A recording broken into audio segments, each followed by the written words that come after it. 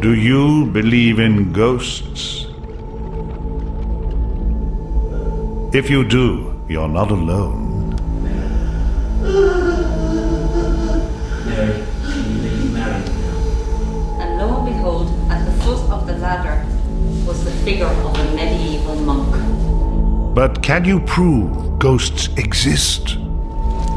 For 3 months, we'll be following a team of ghost hunters on a mission to prove the paranormal. I need that cable line coming across here and up to the control centre. So how will they go about their search? What will they find? Hold on, what's that? Do you see it? Look. One thing's for sure, they'll never capture a ghost on tape. Or will they?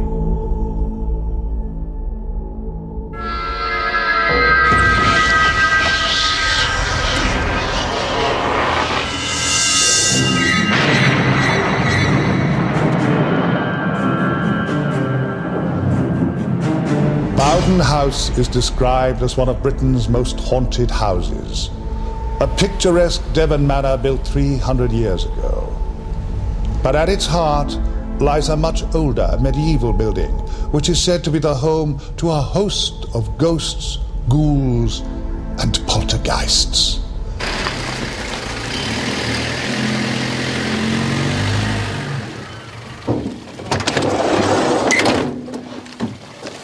For the next 5 days, a team of ghost hunters aim to separate fact from fiction and prove whether Bowden's ghosts exist or not. Okay, that'll do. That need that cable line coming across here and up to the... Using the very latest technology, they'll be investigating some of the more persistent ghost stories surrounding Bowden. 5. Give me some light over here, Jamie. Like Alice, the child ghost, who is said to haunt the stairs and the room where she died.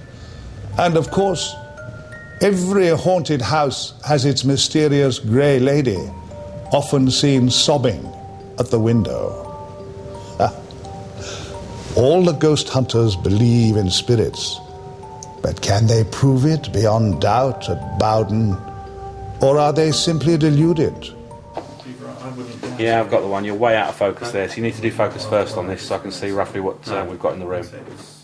Bowden's current owners are so proud of their ghosts, they've turned them into a tourist attraction. It's a little bit spooky in there, but everything's fine. Okay.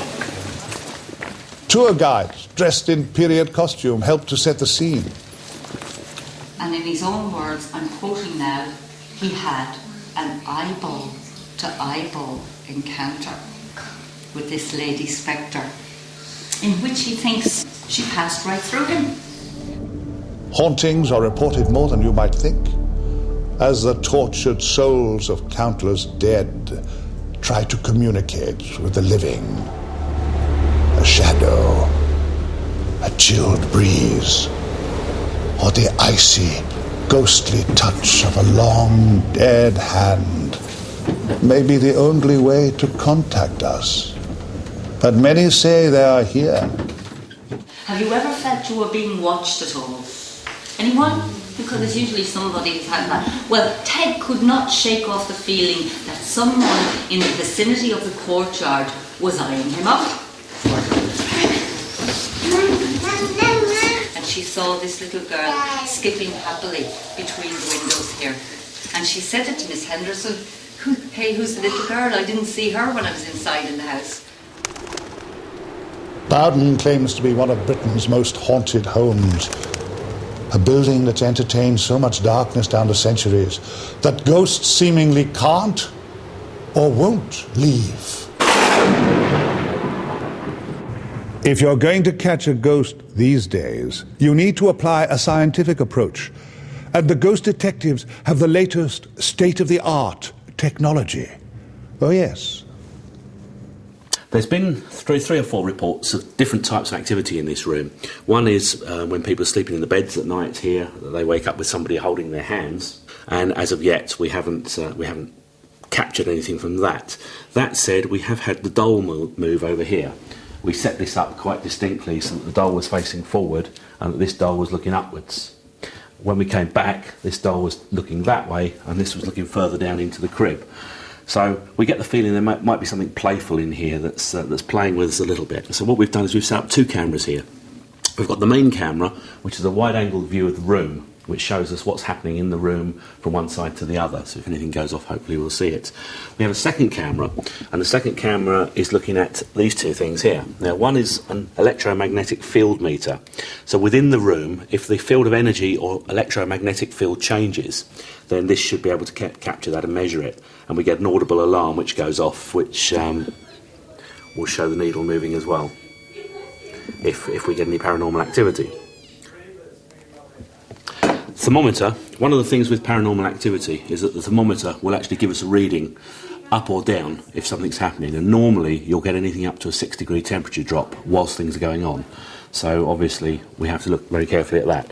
So these 2 are put together in front of this minicam so that the control room can keep an eye on any dramatic changes. So hopefully if this catches a movement, some sort of orb moving across the room, then the EMF meter will go off and trigger, and the thermometer will go off, or will go down rather, and that corroborates our evidence. To try to corroborate the evidence, clairvoyant Marion Goodfellow joins the team. She believes that the dead have spirits that she can contact. She's never been to Bowden before.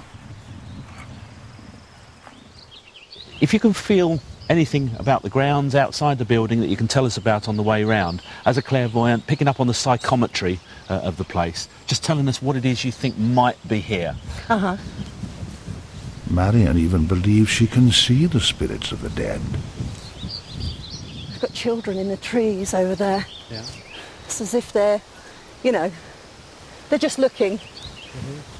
As we came past, I just spied them. It's almost as if they were peeking out from the trees over there. It was quite lovely. She had... Come on then. She's giving you a yellow rose. Me? Yes. It's a friendship. What a fabulous building.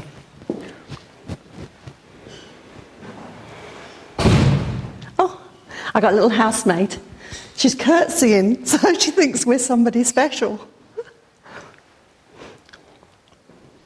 I do feel physical pain of some of the spirits that I've encountered. I think this is for recognition. Sometimes you'll get chest pains, ailments, coughs, itching, things like that. And I think this is again for evidence. We've had evidence whereby we've had a real sickness. And we found evidence that a lot of people have died at the same time, and I will get the symptoms of that particular illness. Chronic stomachache, that would donate a gastric outbreak, something like that. Chronic chest pains and difficulty in breathing. But they're not mine to keep, and they don't really hurt me, although they look quite nasty sometimes. It's not really something that they're actually, giving to me. It's strange. They're just using their symptoms to get across what they passed over with. And again, it's for evidence. If you can sort of collate somebody's time of passing at a particular date, and then have a researcher go out and find out that there's loads of people died of dysentery, tuberculosis or whatever at that particular time, it's just another way of proving survival of the human spirit. Marion believes she can sense Bowden's ghosts.